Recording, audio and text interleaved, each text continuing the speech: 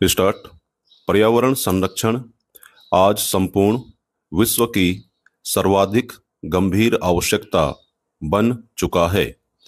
औद्योगीकरण, शहरीकरण और जनसंख्या वृद्धि ने प्राकृतिक संतुलन को गहराई से प्रभावित किया है।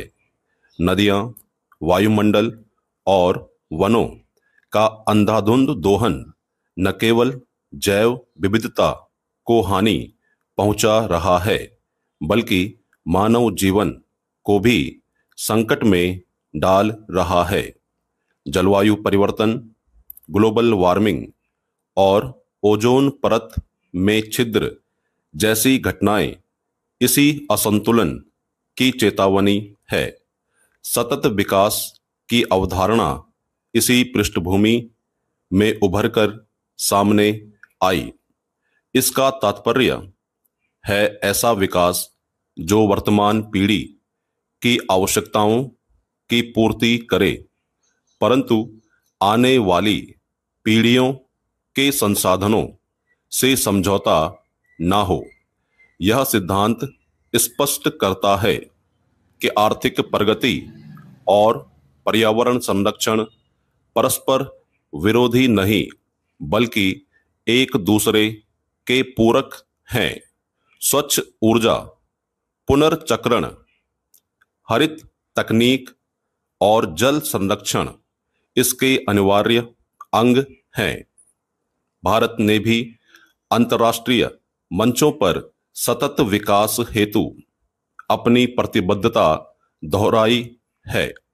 पेरिस समझौते के अंतर्गत भारत ने कार्बन उत्सर्जन में कमी और नवीकरणीय ऊर्जा के उपयोग पर बल दिया। सौर ऊर्जा मिशन और इलेक्ट्रिक वाहन नीति इसी दिशा में महत्वपूर्ण पहल है।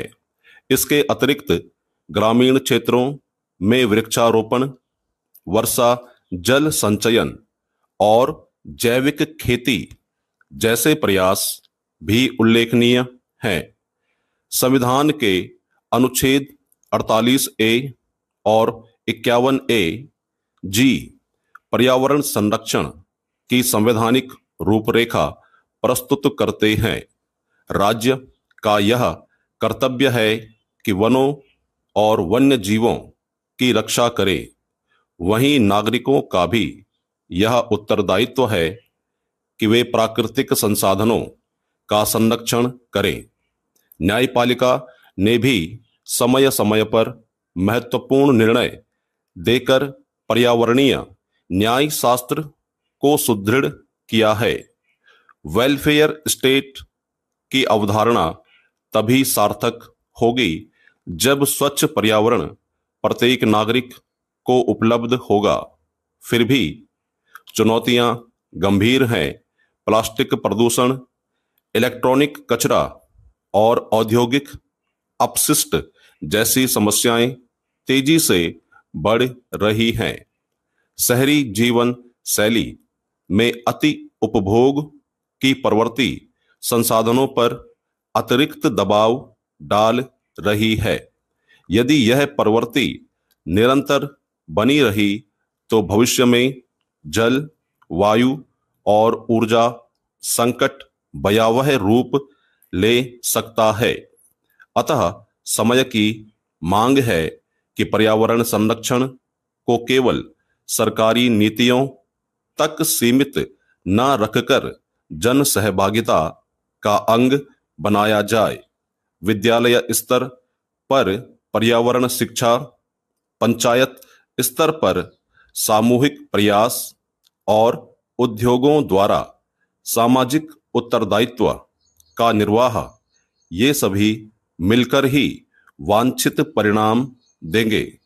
जब विकास और संरक्षण के बीच संतुलन स्थापित होगा, तभी सतत विकास का स्वप्न साकार होगा। यही भावी पीढ़ी के लिए वास्तविक धरोहर सिद्ध होगी।